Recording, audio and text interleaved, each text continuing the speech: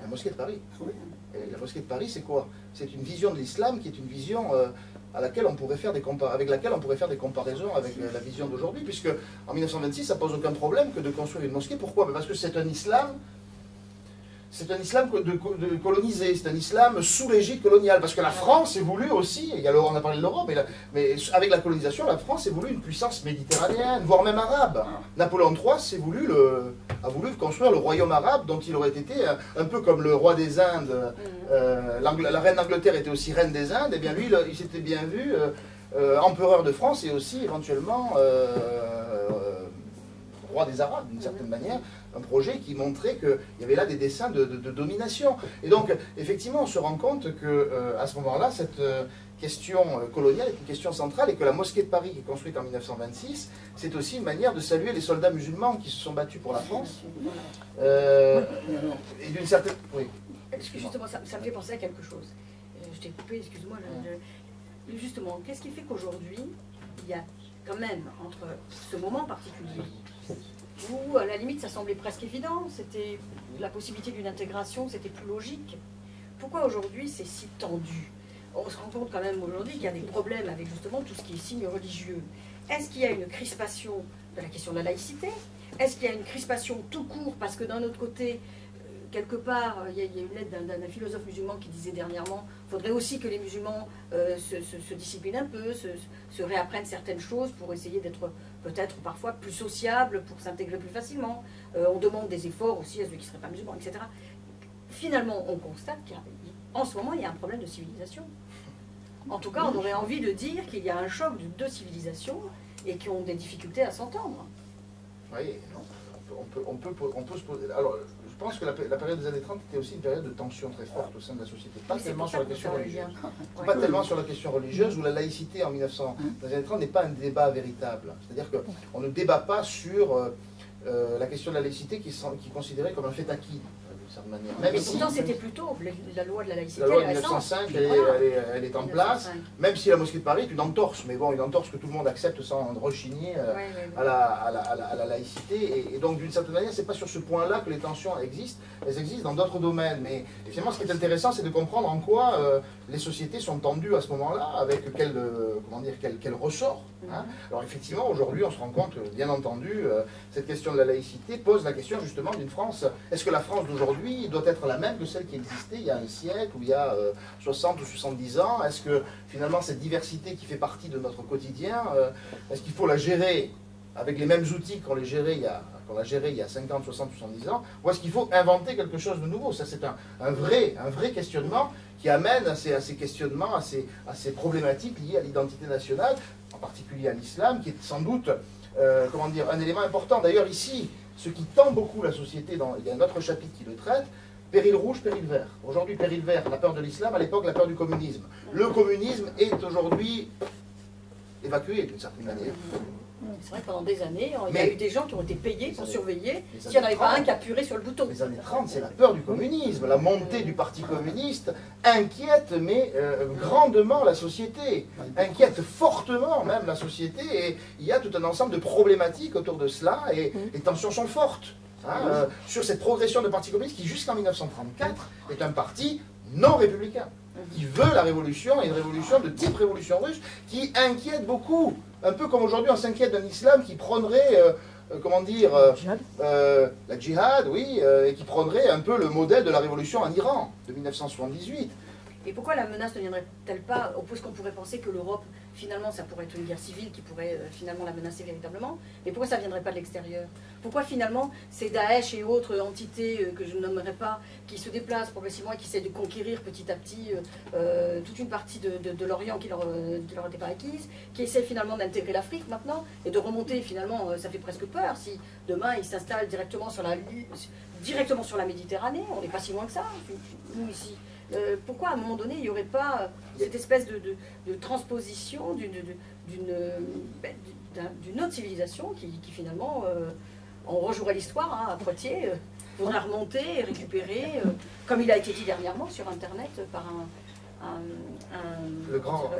représentant politique qui disait qu'il aimerait récupérer, et non seulement Jérusalem, mais aussi le sud de l'Espagne, et redevenir presque sarrasin, quoi. Enfin, Saladin et le sarrasin. Quoi. La crainte d'une menace extérieure, c'est un élément important, effectivement. Il y a aussi l'ennemi de l'intérieur, hein, ce qu'on a dit aujourd'hui pour les attentats de Charlie Hebdo et autres, hein, c'est-à-dire cette question que c'est dans notre société qu'existe le problème.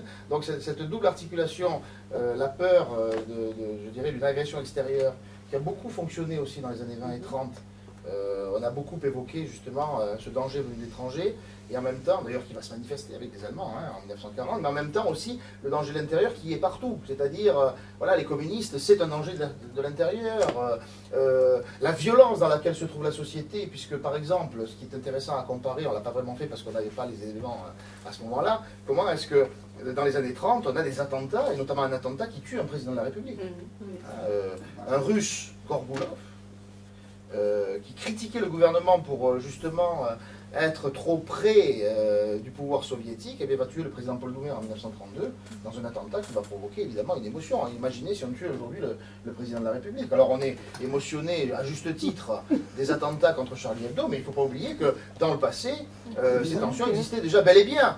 Donc quelque part, l'historien il sert aussi à prendre un peu de recul, à se dire, ah oui, on est dans une situation peut-être grave, mais c'était déjà aussi grave auparavant. Et à ce moment-là, cette question du danger est importante parce qu'elle est un moteur, la peur est un moteur, la peur finalement, cette possible fragilité d'une entité qui est menacée. Alors la menace de l'extérieur, évidemment, ça nous ramène un peu au débat qu'on a eu tout à l'heure sur le pacifisme.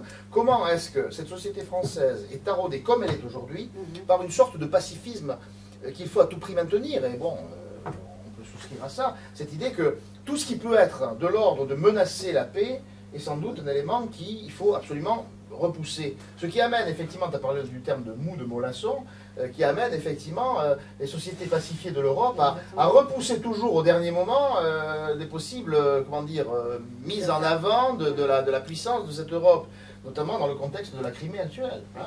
Il y a un parallèle tout à fait essentiel à faire entre la question de la Crimée et l'Anschluss en 1938. Ça, c'est un... Alors c'est pour ça que je parlais de Poutine, même si, bon, il faut peut-être sortir je donnais juste un mais en 1938, l'Anschluss, c'est la progression d'Hitler qui progressivement va envahir l'Autriche, qui va annexer l'Autriche dans cet acte qui s'appelle l'Anschluss. N'oubliez pas que l'Autriche était la nation de naissance très proche de la frontière bavaroise d'Hitler, qui est né à Branau-sur-Inn, et donc juste à la frontière, et qui a fait de cette annexion de l'Autriche une sorte de leitmotiv pour la plus grande Allemagne. Parce que les Autrichiens, c'est les terres irrédentes, comme on dit, qui ont fait partie du passé du Grand Allemand. Donc l'Autriche est allemande, donc on annexe l'Autriche, et puis la Tchécoslovaquie, et puis la Pologne. Et au moment où la Tchécoslovaquie est envahie, c'est à ce moment-là que se produisent ces accords de Munich en 1938, où les Français et les Anglais vont aller rencontrer, mais tout penaud, on pourrait dire, les deux dictateurs que sont Hitler et Mussolini, et montrent une soumission réelle. Pourquoi? Pour sauver la paix. Pour sauver la paix. Pour aller jusqu'au bout de ce qu'on peut aller... dans ce cadre-là, et ce n'est qu'avec la Pologne que la guerre est déclarée, mais vraiment à reculons. Et ça, c'est un élément essentiel. Alors, évidemment, il y a ce parallèle avec Poutine. La Crimée, peut-être aujourd'hui l'Ukraine, enfin, on ne sait pas. On ne sait pas, peut-être que oui, mais il y a une chose qui est intéressante, c'est de penser quand même qu'au milieu de tout ça, il y a un personnage comme Hitler. Au départ, on sait très bien Hitler d'où il sort. Il sort quand même, à un moment donné, il était quand même d'une famille, on va dire, où tout se passait bien, mais il est quand même d'une certaine manière, à un moment donné, l'orphelin un peu tôt, et il se retrouve à aller travailler... justement en Autriche, il va travailler sur des chantiers et il va considérer que la crise le met à mal, et là il va commencer à regarder autour de lui et il va, on va dire un mot moderne, stigmatiser le juif et dire historiquement le juif c'est lui qui est responsable de la misère en Europe. Est-ce qu'aujourd'hui il va falloir qu'on trouve aussi un responsable? Et quelle est la question aussi qui va se poser vis-à-vis d'Israël? Parce que les conflits, on a l'impression aussi qu'ils s'importent entre le conflit israélo-palestinien, et des fois on a l'impression qu'on n'est pas toujours... d'accord avec les prises de position de l'État ou des États-Unis dans certaines de nos affaires. Alors, il y a plusieurs choses dans ce que tu dis, c'est intéressant parce qu'évidemment il y a le parcours de ce qu'on n'a pas eu dans les années 30. Et là c'est très important et qu'on n'a peut-être pas aujourd'hui non plus, c'est-à-dire une figure qui peut incarner un danger d'un dictateur potentiel. Bon, on ne va pas Hollande en dictateur, ni Sarkozy, Le Pen est trop vieux, c'est définitivement passé pour lui, sa fille, bon, voilà, donc... il n'y a pas cette figure en France, comme il n'y avait pas cette figure dans les années 30. Il y avait quelques potentiels dictateurs mais qui n'ont pas eu cette vocation, ou cette envergure, ou cette possibilité. Donc ça, c'est un élément très important. Alors que oui, en Allemagne, alors que oui, en Italie, alors que oui, dans d'autres pays, comme l'Espagne ou ailleurs, il y a eu ces figures qui se sont emparées d'une sorte de, je dirais, d'identité qui a fait qu'autour d'eux, ils ont catalysé. Et ça, c'est très important, parce que, comme aujourd'hui, les années 30, aujourd'hui, avec Internet et d'autres types de supports, les années 30, c'est le moment où il y a des micros qui fonctionnent, c'est le moment où il y a les masses, c'est le moment où on réunit des gens dans des stades, dans des enceintes, dans des places publiques le soir, etc., où on met en scène ce qu'on ne pouvait pas faire auparavant. Ça n'empêche pas qu'auparavant, il y avait d'autres formes. Et ça, c'est très important parce qu'il y a une, comment dire, une mythologie qui se fait sur des personnages. Et il nous faut un personnage qui mythifie une idée qui se veut pure. Hitler, ce qu'il valorise, sur raison de le dire, il vient de rien. Il vient de... C'est même pas un Allemand. Il a même été SDF, à un moment donné, il a perdu toute possibilité de vie décente. Et ce passé qui est réel, il va le mettre en avant en disant « Mais moi, je comprends les ouvriers, je comprends les paysans, parce que j'ai vécu cette situation. Et voilà où j'en suis, je suis devenu votre leader. » Mussolini, pareil, c'est un socialiste au départ, instituteur, qui va faire carrière et qui va à un moment donné basculer dans quelque chose qui va amener à ce que les années 30 vont permettre, et je dirais même promouvoir, c'est-à-dire la floraison de ces dictatures fascistes qui sont très importantes, parce qu'elles mettent en avant une idée nationale socialiste, c'est-à-dire une idée qui, quelque part, emprunte beaucoup à des valeurs de gauche, emprunte beaucoup à des valeurs de gauche, emprunte beaucoup à ces valeurs qui sont... C'est des valeurs de gauche qui mettent en évidence le fascisme. D'où mon autre question, parce que j'en ai quelques-unes dans mon chapeau, mais celle-là, elle m'intrigue, moi.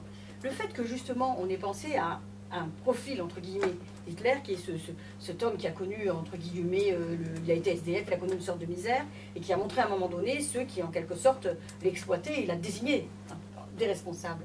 Pourquoi aujourd'hui, il n'y aurait pas quelqu'un qui, tout simplement, breton ou autre, je dis la Bretagne, comme ça donne un continent, entre guillemets, irait se convertir demain, partirait faire son djihad, serait quelque part peut-être agacé ou contrarié par la situation, et reviendrait avec une sorte de mythologie qui serait la sienne, avec la France ne m'a pas comprise au moment où j'étais à défendre des valeurs de la France, j'étais au chômage.